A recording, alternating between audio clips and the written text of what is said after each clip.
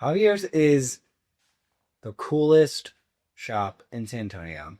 It is, man. He actually, I would love to have him on here because he's a cool dude. Oh, it's amazing. They make homemade guayabars, Mm-hmm. leather jackets, Aprons. aprons, leather aprons, Mm-hmm. and they have a ground floor retail shop. And upstairs, did you get to go upstairs? I did not get to go upstairs. He's got like 7 or 8 ladies just freaking cranking out the better quality jackets and shirts you ever find. So that's a shout out to Javier's. He doesn't sponsor the podcast, but I sponsor him. I have 3 of his shirts and I got 2 more on the way. And they're not, I mean, the shirts aren't cheap, but they're like not crazy for a custom made. Did you went and picked out your fabric? Yeah. Did you look at it? That's legit. Yeah. What fabric did you get? These 2 new ones are linen. Ooh. For the summer. Denning Guaybaros? Yeah. Holy crap, man. I gotta go down there. Hell yeah. You're gonna be fly. The one Guaybara, like long sleeve shirt I got there, I picked out the craziest fabric ever. It's like pink and green and black and these colors on it. Anyway, and I have a leather jacket. Are you gonna get a jacket? Maybe. We'll see. I got one off the rack actually that I put it on and it fit perfectly. And I think it was like $1,200, but for a homemade leather jacket, it like Quality is top notch. top notch. Javier's, you're coming on next. All right, welcome to the Guru and the Good Dude. I am now officially the Guru and the Good Dude. My co-host actually has officially left the show, so it's just me. Today I'll probably be the Guru. I think Mark will be the Good Dude. So, does he feel like a good dude? Sometimes. I have Marc Gagni, formerly of Gagni Wealth Management, now with Maridea Wealth Management, and I have known Mark for since like COVID. 5 years. Yeah. So I think the end of 2020 was when I got introduced to you, Mm-hmm. because my buddy Alejandro said, "Hey, come to Ruth Chris. There's this guy throwing a Christmas party and you can get free food." And I'm like, "Yeah, awesome." And Yes. you didn't know me, but you were like, "Yeah, come on in." Yeah. If you're friends with Alejandro, you're friends with me. Yeah. And we had a hell of a time. I mean, I think your bill there would have been, I don't know, pushing 10 grand. Somewhere up there. Like about 100 people at Ruth Chris. Yeah, we invited like 100 people. We were expecting maybe like 30 to 40 to show up, and all of them showed up. Everybody showed up. Everyone plus one. Yes, everyone showed up. I met a lot of awesome people there. And I think one of the things that Mark does really well, first of all, you're super networked. You know a lot of people. You keep in touch with a lot of people, and you like have developed really good friendships and relationships with people. And what I like about it is that you don't really care if people give you their money or not. You're still friends with it. Yeah. I'll tell you, there's a lot of wealth management guys that I've met doing this business that like, that's what it feels like. They're only there to win you as a client. They're only being nice so they can win you as a client. Mark, you aren't like that. And I think that's awesome. But I want to back up in the story, and usually I'll let my guests just start wherever they want. You tell me however much you want people to know about you, where you grew up, and your education. Okay, yeah. So, born and raised in Corpus Christi. Shout out to Corpus. Yes. What school did you go to? King High School. So yes, the must. Okay, got it. Yes.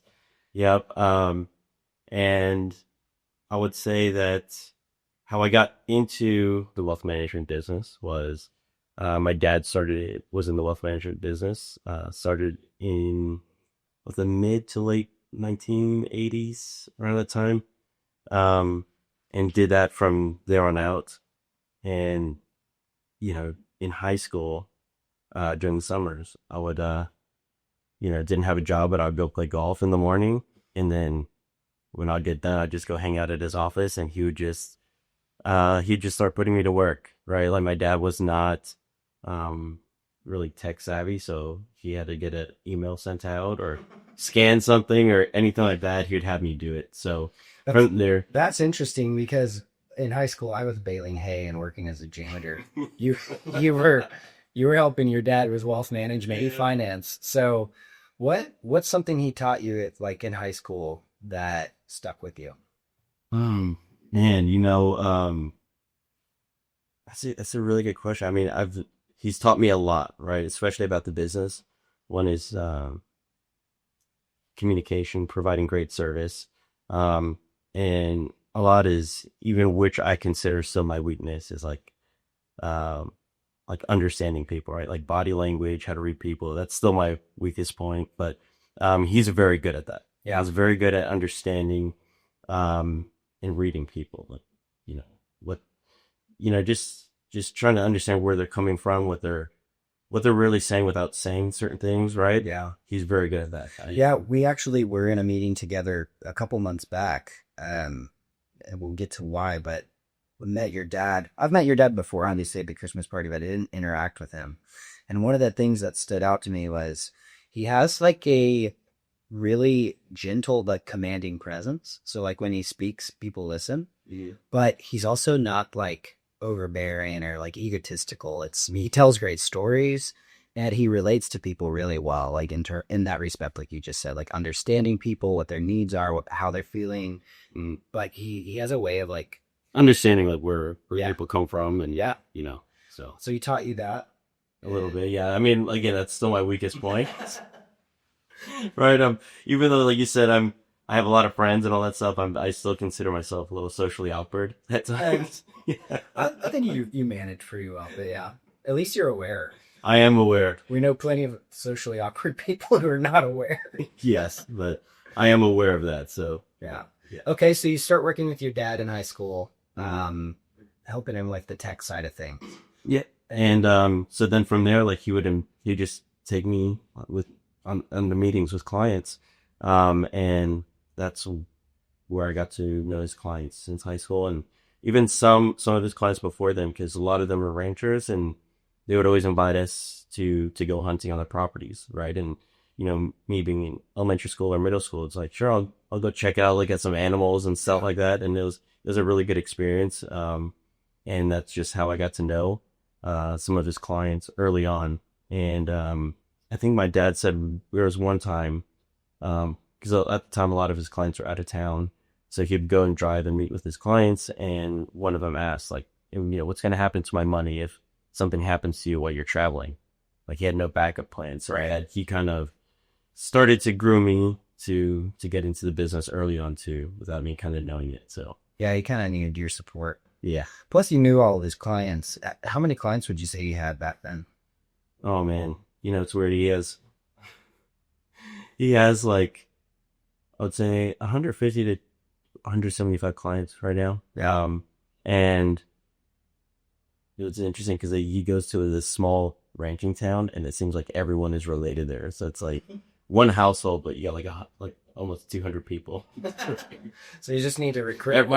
Everyone's a cousin, or somehow related to each other. Yeah. So Nice. yeah, it's pretty interesting. Yeah, he's told some pretty crazy stories from down in South Texas. Yeah, it's a whole different world, man. It seems like anything south of the checkpoint, they just operate on a completely different set of rules there. Yeah. So then you work with your dad. You graduate high school. Where do you go from there? So my sister went to Texas Tech, and while she was there, she told me that Texas Tech had a financial planning program, and at the time, that was, I would say, the only financial planning program in Texas. There was very few universities that had a program like that. So, it just made sense. I was like, all right, that's the kind of the direction I want to go in. So went to Texas Tech. Did you watch them lose last week on the Final Four or Final Eight? I did. Man, we thought they were going to pull it off. I know. They were up by 10, like with 3 minutes left. Yeah. And they let it go. Yeah. Well, this is going to cross both the financial planning and the tech, but this was the first weekend I used Robinhood's contracts for betting on sports betting. Okay. So have you seen this? I have not, but I know sports betting is getting pretty big. But this is the way they're getting around it in Texas, and then you'll find this interesting, is that it's basically an options contract. So before the game starts, let's say it was who are they playing? Florida, right? Tech. Oh no, they played. It wasn't Florida. Or no, but was it Florida? I think it was. Yeah, it was Florida. Yeah. So Tech in Florida. In the beginning, it was 73 cents to win $1 on contract if you bet on Florida. It was 25 cents to win $1 if you bet on tech. So when I started the game, I put $200 on tech. So that was like 25 cents for however many cool tracks that is. I think it's like 800.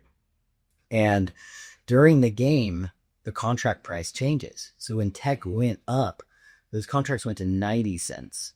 So you can sell it before the game is over, just like an options contract. Interesting. So instead of doing a winner take all kind of, like I bet on tech win and they lost, You could sell mid-pay. I sold the contracts for 90 cents a piece and then tech lost and I still won money. And then you can go inverse the other side. It is a very interesting approach to sports betting, where if you're like an options trader or a trader at all, it's way more interesting than just saying, oh, the odds are plus 500. Oh, yeah, $100. And you got to wait till the actual game is in the show, the half or the quarter, whichever you're betting on. Yeah. So if Robinhood extends that, I think they'll be the number one betting platform in the country. Oh, yeah. There were 6 million people betting on that game, like through Robinhood at that moment. I would say a majority of the country is just straight up degenerate gamblers. You doing gambling? Yeah, at least we're, I'll dabble every now. Dabble. I know since I've known you, you go to Vegas. Your dad lived in Vegas. He lived in Vegas, yeah, for a little bit. He lived there for like 3 years. Yeah. I want to say, 3 years. He spent a little bit of time at the Aria. Yeah, last year. Aria's been good to you? Sometimes. All right, so you go to tech, you get your financial advisor. Yeah, so, this will kind of segue into, kind of where we're at now. But while I was at tech, I had, for some reason, I had no interest in doing this, but it was just one day I was like, you know what? My sister did a study abroad program in Italy, and for some reason I was like, you know what? I'll give it a shot. I'll do a study abroad program. So in the summer of 2010, I did international money and finance in Shanghai, China. Dude. Yep, and talk about a whole different world out there. Yeah. Completely different. When I was there, the older generation, they did not speak any English, right? The younger generation spoke English. You could tell if someone was like ultra wealthy is that they had a washer and dryer inside their apartment. Really? Yeah. Man, I'm rich as hell. Over there it's different, right? Yeah. What you're talking real money? Yeah, like they had millions. You're talking like people live like in Cordillera and stuff like that. Like those are only people that had like washer and dryer. Wow. Yeah. So where would you go to wash your clothes, in the river? The Shangzi? They were luckily where our dorms were. There was like a laundromat, and we could it was just like a couple blocks away, and everyone would just take their clothes over there. That's wasteful, like carrying all your clothes. Yeah. If you're like me and you forget for 2 weeks, you gotta do laundry. Exactly, but so you had to plan it all out, I guess. Yeah. So, talk about what did you learn in China? So we had to take a Chinese class, which is extremely hard, right? And then we went to Beijing, went to go see the Great Wall of China, but at the end of the day, made some really great friends. Yeah. One of them, was actually just here in San Antonio Monday and Tuesday. So we, that's 15 years ago. Yeah. We stayed in contact. We're great friends. This is your BE buddy up in Chicago? Yeah. Nice. Yeah, private equity. So, so then after Shanghai, finished my last semester at Texas Tech, graduate. Wait. I gotta go back to Shanghai because that's super interesting. What was the food like? Different. Not Chinese. There's no egg rolls there, no fortune cookies. Dang. That's all Americans and stuff. What about, a lot of fried rice? There is, but it's completely different. It's like Italian food here versus in Italy. Yeah. It's different. Did you eat anything weird? Like a duck egg or fermented eyeball or something? No. I tried to keep it pretty civilized. Yeah. Peking duck is huge. It is. I did not. I try to keep everything, just normal. Yeah. Yeah. I think you started COVID. I could. Patient zero. I did. Patient zero. What was that? 2012? I was a sleeper cell. 13. What? When you went there? 2010. Oh, 22. Yeah. Okay. Okay. Cool. And so you make some friends. You come back. Mm-hmm. Go finish up at tech. Get my degree. go back to Corpus and work for my dad. That was 2012. And What was that like going back to Corpus from like college town city? um, at the time, today I'd say Lubbock is completely different from when I graduated. Yeah. So I couldn't even imagine what it was like going to school right now, right? Like, when I was at Tech, our football program was pretty good. So the whole fall semester was amazing, right? My friends would always like plan out, let's do tailgates, let's do barbecues at the tailgates and stuff like that. But in the spring semester, our basketball team was complete trash. Was that after Bobby McKnight or whatever? Yeah, Bob Knight, yeah. He left. He left and then his son took over. Yeah. And yeah, the program was just complete trash. So the spring semester was just dead. Right? Nothing much going on. So There's a lot of dust in that town. yes, It's very dusty. I experienced one of those massive dust storms, and it was like not a cloud in the sky. It was just completely sunny, and then all of a sudden it just gets dark. What was your favorite bar in Lubbock? What was There's Crickets. There's Crickets? Chimmy's? Chimmy's? Yeah, Chimmy's was a good one. That's a good one. That's still there. Yeah, Chimmy's is there. I went to Lubbock for the first. No, I ran regional cross country in Lubbock in it back in a long time ago. Mhm. And I remember driving in and I was like, it's so flat, you can see across the whole town as you Yes. pass. It's crazy. And then it was dusty. And I was like, I never went. The weather completely sucks out there. Yeah. But then that was probably 2007 or six. So then we went back a year ago or 2 years ago for Tori's sister's graduation. Mm-hmm. It was probably some pretty fun. That's would have been fun to go to school here. Like, it's a big party town, but the campus is really pretty. Mm-hmm. There's football. Yes. That's it. Yeah. That is it. But so you leave, you come back to Corpus, and Yep. So I graduated in December 2011. Go back to Corpus and work for my dad, and then I think it was May of 2012 we moved to San Antonio.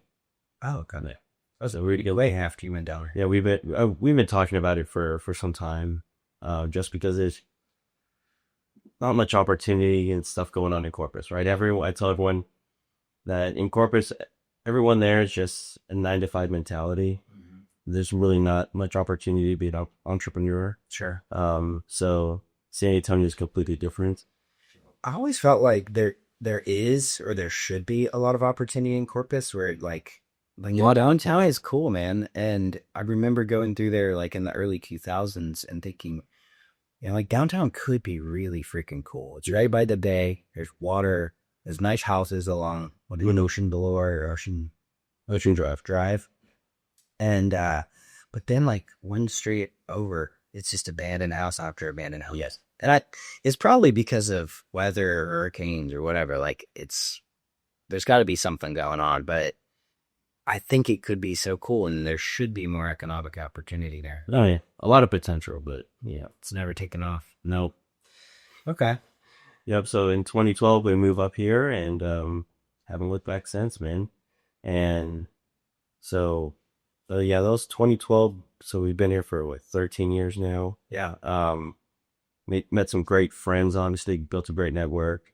So in 2013, I tried to convince my dad to change up our business model a little bit. So in our business model, right, you either get paid a commission or your mandatory fee, what they call fee base. So it's like a broker. Like a broker versus like an advisor. Right. So, and my dad is so old school. He's like, why change something if it's not broken? Right. Right. So I try to convince him, let's change this business model up, and finally convinced him in 2024. We transitioned over to what we call an RIA, a registered investment advisory firm, which is no longer commission, it's all fee based. And Well, let's talk about that because for so long, broker dealer was the way to go. that was like the only game in town, right? Yeah. For the longest time. And realistically speaking, as a consumer, that model kind of made people feel uneasy, right? Like they knew it wasn't good. Your advisor calls you and go, hey, gotta go buy this. We're switching you over. And you're going, what's in it for you?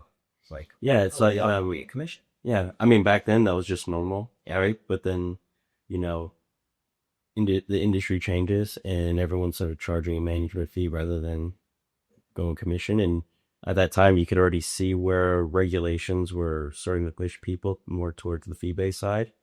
Um, so I convinced him to do that. And then in 2014, we started Gagni Asset Management. Nice.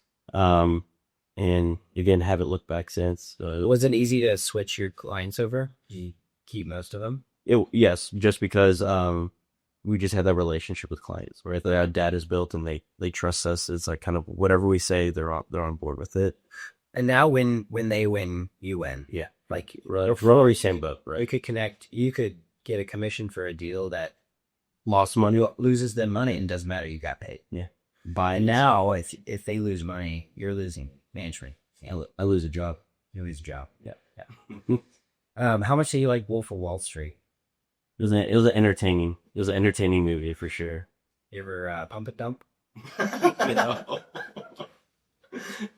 There's a ton of that. Okay, we're gonna talk about crypto for a second because you since I met you, you've always been all in on crypto. I think right after I met you, you just sold your house in Fair Oaks. Mm-hmm. And what did you do with that? Put that in crypto. Hell yeah! So OG crypto. When did you get into investing in crypto? So I first heard about it in 2013. A buddy of mine that was that I met in the Shanghai program called me up and he was telling me, he's like, dude, we were just talking about investments. And he's like, I made 8x my money in 10 months. I was like, how'd you do that? And he's like, I bought Bitcoin. It was like $100 or something. So In 2012? yeah, he bought in at like $100 around that time. Yeah. Sold it when it hit 800. And I was like, what? That's crazy. And he told me about it and I didn't really understand it and just kind of ignored it. And then in 2017, it started making news. Yeah. Right. That's when it had one of its most epic bull runs, where in just a few months it went from $1,000 to 20,000. Right. And I still didn't understand it at the time. But I'm like, I'm not going to buy something that just went from 1,000 to 20,000. Right. I'm not going to. You're going to be the bag holder. Right. And I'm just like, so I just continued to read up on it a little bit here and there. And then sure enough, it dropped from 20,000 to 6,000. I was like, you know what? I'll just put just a little bit of money in. I'll just put like $1,000. Right? Sure. And just kept researching, reading about it. And it went from 6,000 down to 3,000, like in the first month. And I was like, just my luck. All right. That's just normal. Yeah. I shouldn't be surprised. And then just from there, especially during COVID time when it was like around 4,000, I just kept adding monies in. Yeah. Just every month, every time, $1,000 here, $2,000 here, whatever. Yeah. And just kept on doing that. So for me, I would say right now, like 100% of my investable assets is in crypto. So coming from a RAA, how do your clients react to that? Obviously I don't do that for my clients, but for me, just listening to some of the greatest investors of all time. Yeah. Like George Soros, Stan Druckenmiller, Paul Tudor Jones. A lot of those guys built their net worth by just having a highly concentrated position. Mm-hmm. A lot of them used leverage, right? Yeah. One of my favorite stories was, Stan Druckenmiller. He worked for George Soros. And this was the time when they were betting against I believe it was the British pound. And, Stan Druckenmiller walks into George Soros' office and he's like, this is a phenomenal bet. It's a one-way bet. I'm going to take our allocation up to 100%. Allow. What was their fund at? At that time, I don't know. It's probably a couple billion, probably so. And George Soros was like, these opportunities come very rarely. He's like, take it to 200%. So they use leverage. And then one day they made $1 billion. Right. So it's stuff like that, right? Like you look at some of these guys, even one really believe in something. If you really believe in something, you go all in. Right. There's a term that's, was it pigs get fat, hogs get slaughtered. And Druckenmiller said, it takes a lot of courage to be a pig and it takes a lot of courage to use leverage, and how they can, we have a high conviction in something. Yeah. And that's how a lot of these guys built, amass, so much, net worth over the years, like Carl Icahn, Yeah. even Warren Buffett. Even Warren Buffett, people talk about how he's He has huge positions in small. He has things. very huge position, right? Like Apple was a very huge position. He just sold like several, was it $100 billion worth of stock? It's like, I can't remember, but yeah, it was like, like 50 billion or something, but it's still one of his largest positions. Yeah. And, even, there's interviews where even Warren Buffett's like, there's been time for it, but like 75% of my net worth into one stock, right? And, people think he's diversified and all that stuff, but he's got some very highly concentrated positions too. yeah. So, and that's how you acquire wealth. So yeah, I mean, for all you listeners out there, he's saying don't diversify. You want to acquire wealth. He's saying sell your real estate and put it all in Bitcoin. And if you need to sell your real estate, come talk to Yeah, go talk to Tim. No, I think that's really interesting. So, okay, who are your favorite either asset managers or traders of all time? Besides George Soros. Well, I would say one of the greatest, just because he hasn't had a down year in over 30 years, is Stan Druckenmiller. Phenomenal. You got to throw in Paul Tudor Jones in there, and I'm gonna throw a random name out there, but there's a guy named Nicholas Roditi.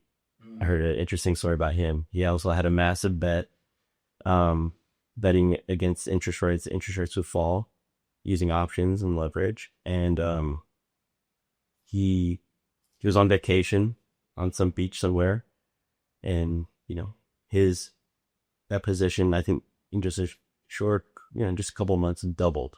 Wow. Right? He's on vacation, and interest rates started spiking, and all his gains go away. Right? So his boss calls him in. We all know that feeling. His boss calls him in, and he's like, hey, we were up 100%. Now we're flat. What do you want to do?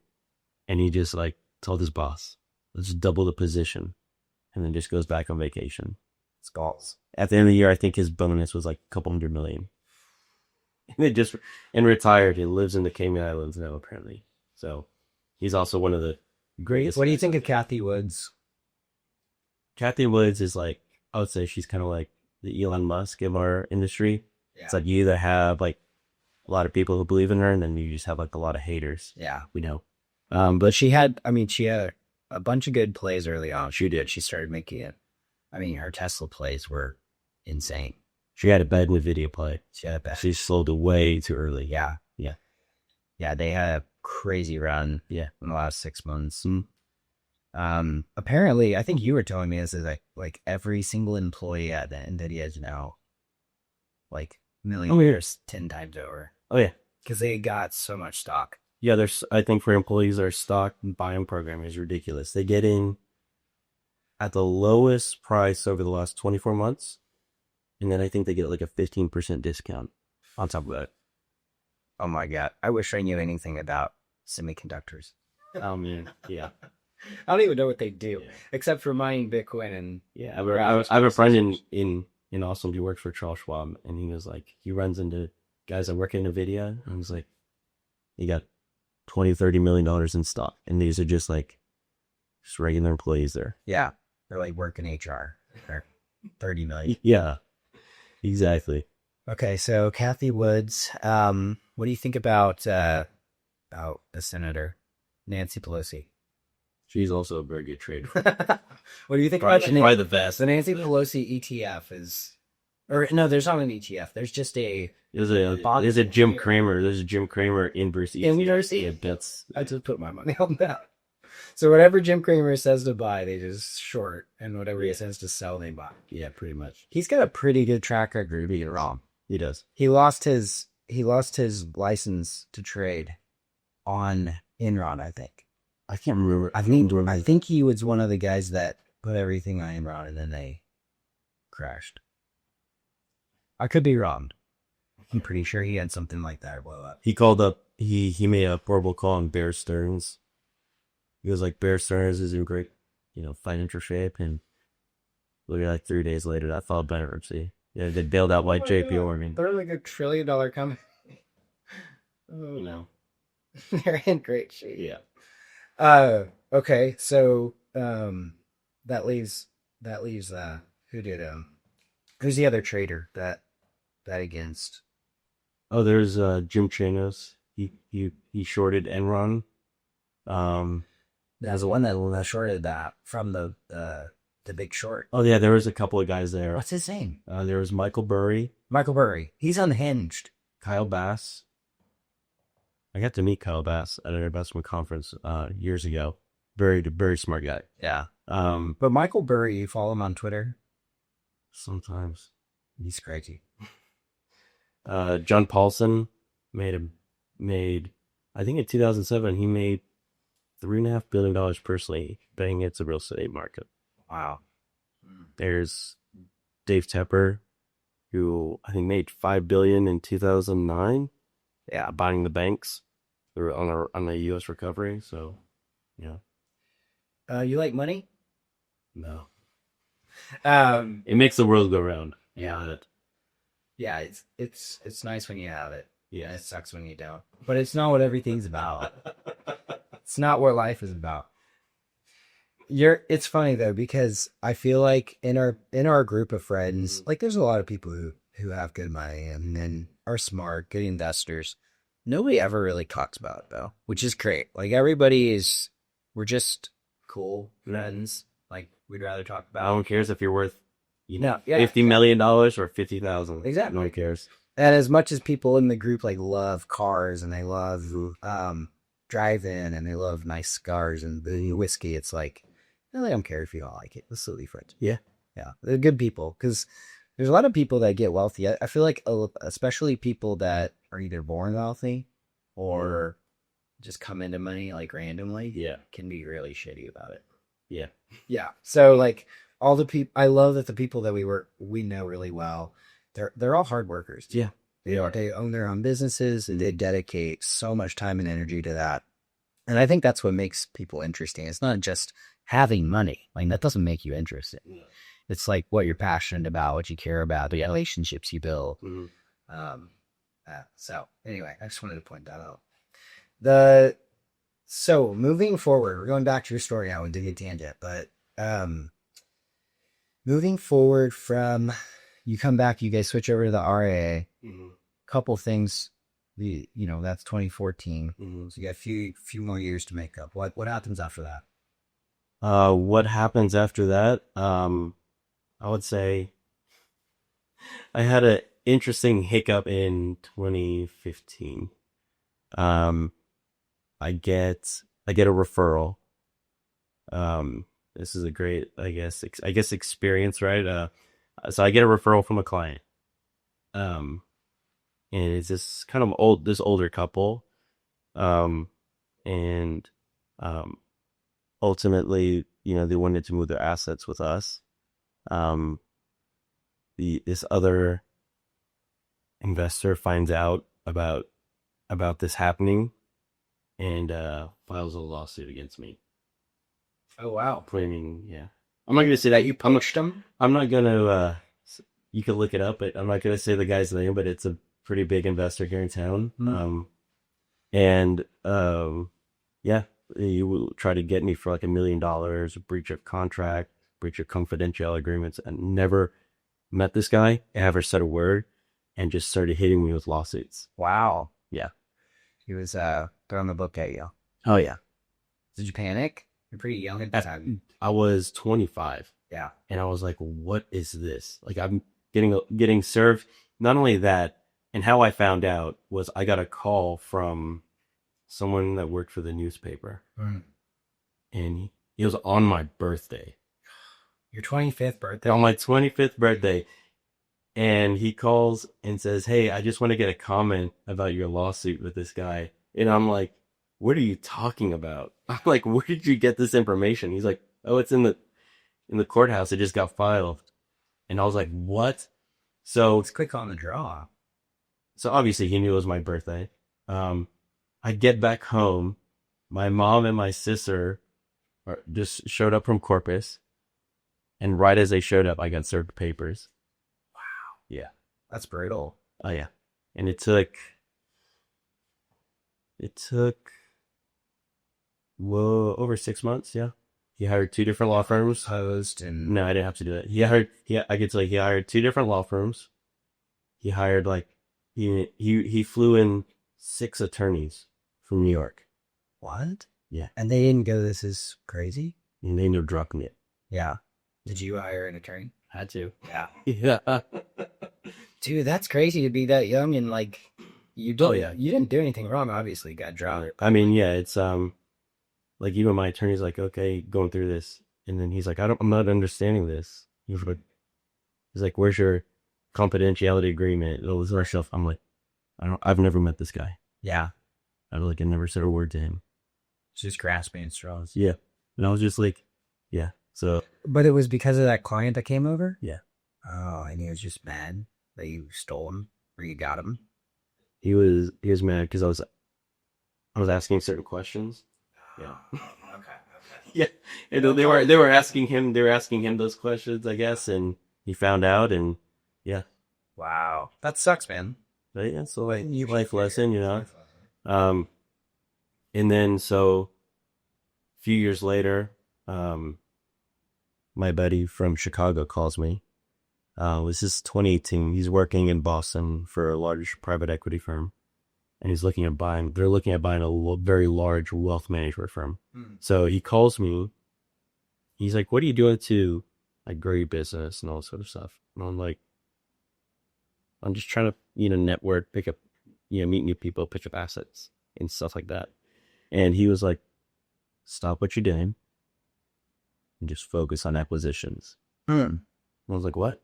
And he explains to me how on a business level it's so much more profitable to acquire other wealth management firms. Sure. Right. So he actually came down to San Antonio back in 2018, and because he wanted to know a little bit more about the wealth management space. So I was just kind of walking through some stuff, and he was sharing me some information about some of the deals that they're looking at. And yeah, it just blew my mind. So he then refers to me and gets me in contact with another colleague of his who worked at a hedge fund. And at the time, he was kind of interested in the wealth management space. And for some reason, I can't remember if he said something along the lines like, for some reason, like people just always go to him and just ask him, like, just for like financial advice. Sure. Right. So we just stayed in contact, and then this guy moved. I can't remember the hedge fund. He worked at a small hedge fund, then went to work for Silver Point Capital. You were in their private credit desk, which was at the time I think like $8 billion. And we just kept in contact, and then he was like, you know what, I want to leave the hedge fund, and just want to go do my own thing. And he wanted to go into the wealth management space and just focus on acquisitions, because he was getting a lot of deal flow in the wealth management space. So he got to understand the business model, build connections in that whole industry.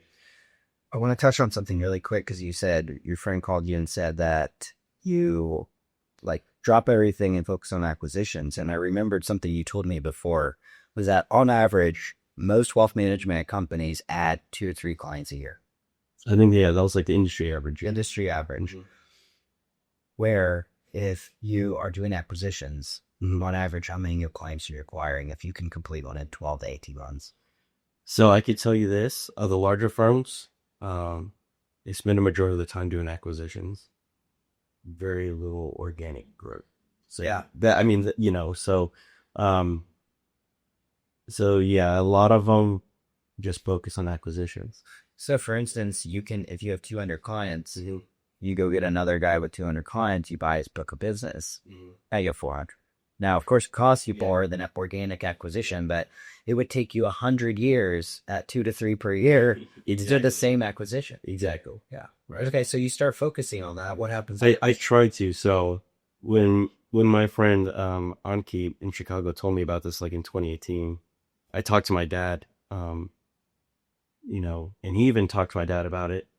And my dad just, again, being, just shutting it down right away, right? He's like, oh, no, that won't work.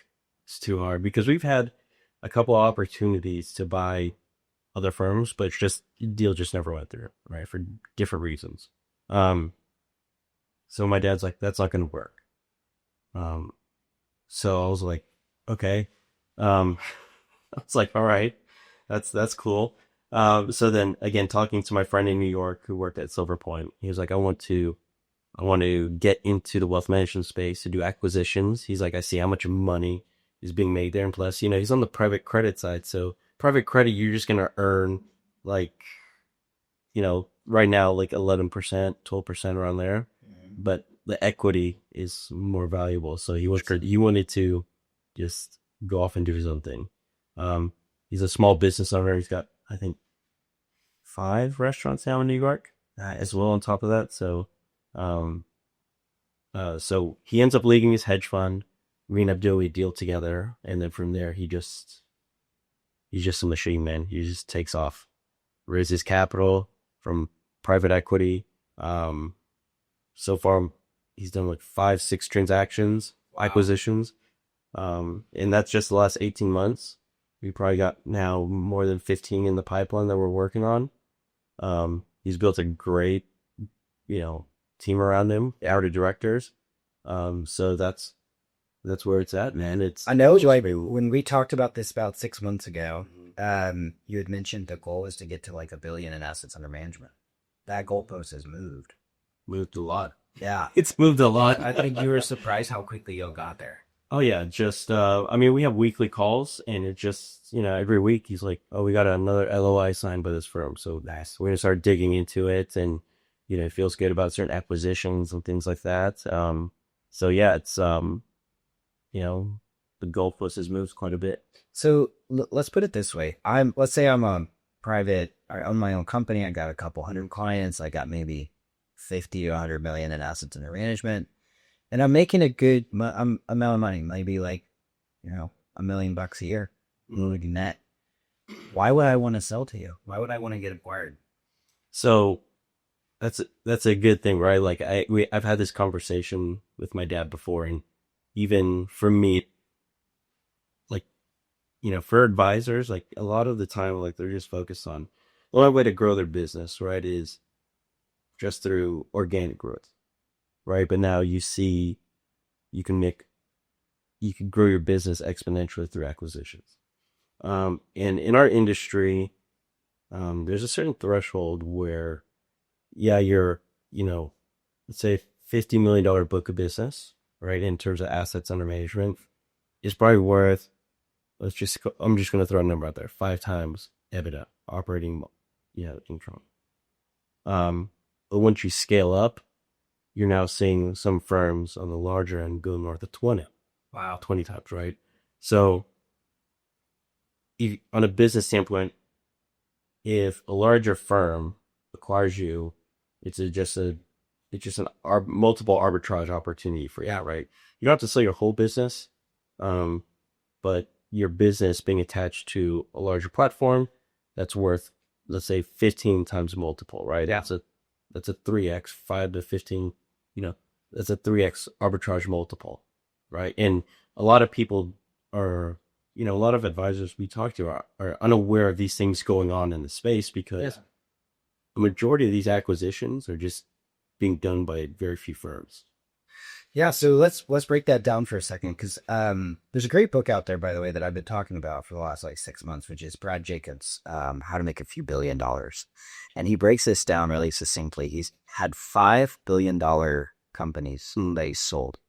And it started with, he's behind Waste Management, United Rentals, XPO. Okay, yeah. So these are huge companies, and he started a lot of them just through an acquisition. And he learned at 25 years old, he did his first $1 billion roll up, you can say, but it wasn't, his first one wasn't even a roll up. He just found a business, blew it up, sold it for $1 billion, went on to the next one. But what he says is exactly what you're saying, is like these smaller companies, let's say there's a local like trash company, and they do great. They have a lot of contracts, but they're not looking to expand. They're not looking to grow. They've really like capitalized on the full market share that they can have in that area. They might be worth 3 to 5x on their cash flow. Maybe they make 1 million, 2 million a year. It's probably more, but let's say 5x, they're worth 10 million. Now, if that was based in San Antonio and they had a brand in Dallas, Houston, Austin, now they have 4 times that amount of revenue. They're at 20 to 30 million. Now they're worth 10 to 15x to another company. So if I go buy a company at 5x and I can sell my company for 15x, I just like that Yep. made 10 times or 3 times the profit off of that acquisition. And I think people who are in mergers and acquisitions don't really get that. You call it arbitrage, which I think is a popular term for a lot of things these days. But yeah, you're just gaining more value through that acquisition. No matter what, I mean, as long as you're not paying a 15x multiple, you're gaining value. Yeah, and then too, if you're just a solo firm, your growth is based on just your firm's growth. Yeah. Right. And for us, like if you're part of a bigger platform, you're participating in growth from the other advisors that we acquire, and you're participating in that growth that, like I said, if we can get several billion in AUM, you're participating somewhat in that growth. Right. Or you could just... Yeah, because you're offered, like, let's say you find a company that has, that range that you're looking for, like 50 to a couple 100 million, and you can acquire them at 5, 6x. They can keep their equity in the new company. They don't have to take it all cash. Correct. Because we don't necessarily have to buy 100% of the company. Right. You have to just buy majority ownership. And there's certain things like tag along rights. And if there is still equity available, we could, we might offer rollover equity, Sure, things like that. So they get to participate in definitely the growth and that multiple expansion that we're trying to achieve. Yeah. So let's put it in simple terms. We got a guy who's in his 40s. He's got a good business. He gets acquired by you guys. He wants to keep working. Mm-hmm. He's got 49% or 30%, ownership in his company. You guys have the rest. 5 years from now, you go sell. How does that benefit him? Well, he participates, for one, in that multiple expansion if he has tag-along rights or if he gets rollover equity.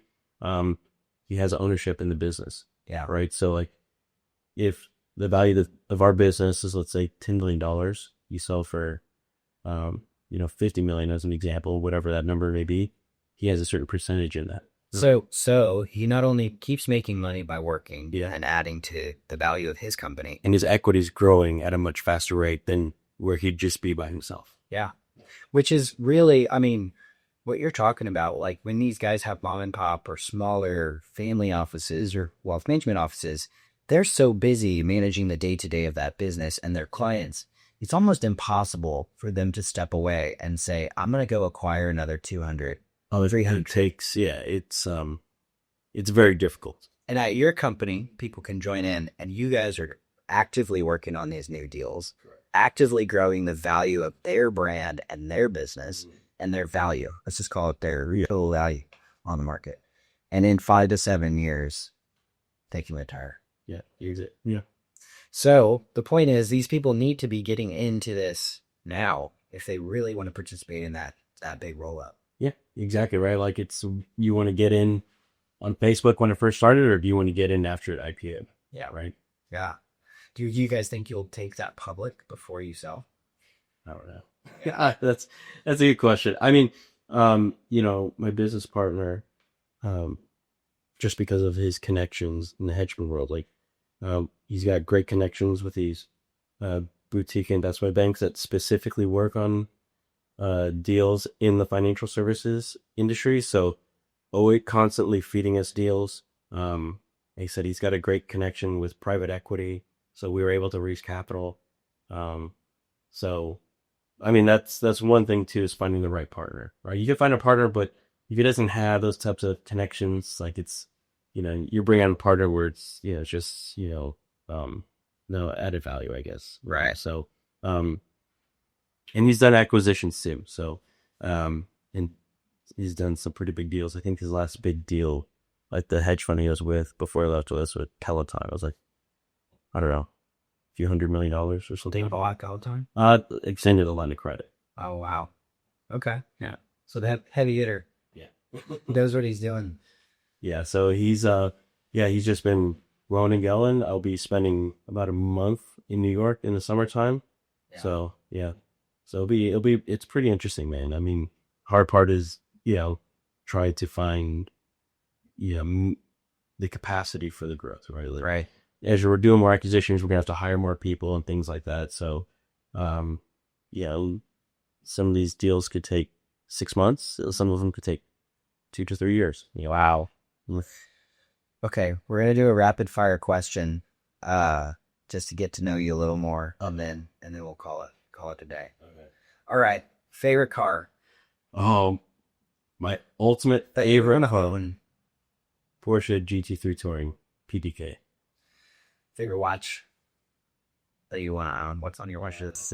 I think I have it right now, which is Rolex Daytona. I love that. It's my favorite. It's a free watch. Yes. Favorite food in San Antonio? My favorite food or restaurant?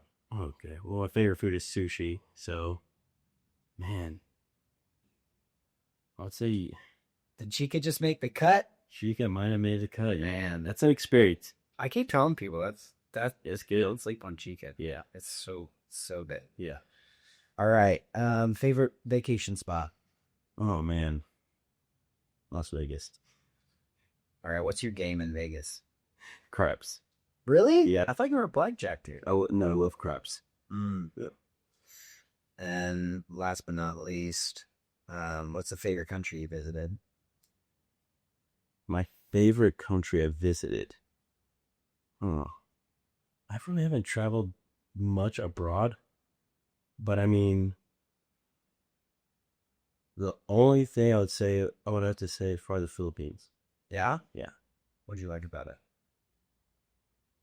Oh, it is so cheap over there. Yeah. You could throw down on a meal for like 5-6 people, and it'll be like $40. Oh my god! And that's like you're throwing down. Mickey's Tokyo. Hey, another Dirkshy spot if you haven't been to Mickey's Tokyo. And we had a group of like 10 or 12 guys. We all drank beers. We got 20 dishes, and I think the total bill was like $250. Yeah, I was like, yes, yeah. It looks like it's gonna be scary, but it's a whole experience, man. Great date spot, honestly. Now, what's your favorite date spot? Well, I like convenience, man. So it's gonna be Yozora. Yozora. That's another great restaurant. Dude, it's solid. And I think it's there's not usually a lot of people there. It's got like the people who know how good it is. But same people with Shiro. Another great. I have not been to Shiro. I need to go try Shiro. Yeah, try Shiro. Shiro's so good. What do you eat? Do you do nigiri or do rolls? Both, yeah. Anything else you want to add before we go? I mean, I don't know, man. Let's go play pickleball tomorrow. We'll probably do that for sure. Yeah, Mark's a killer pickleball player. I don't know. He's got spin though. Your spin game is good. Spin, dude. So where's that? You had one come right at me and it hit and it turned to straight left. And I was like, son of a bitch. I finally beat Julian the other day. Did you? Was he injured? Monday. No, he wasn't injured. But I did beat him. I've heard everybody's injured. Manny has a torn Achilles. Jacob blew his calf twice.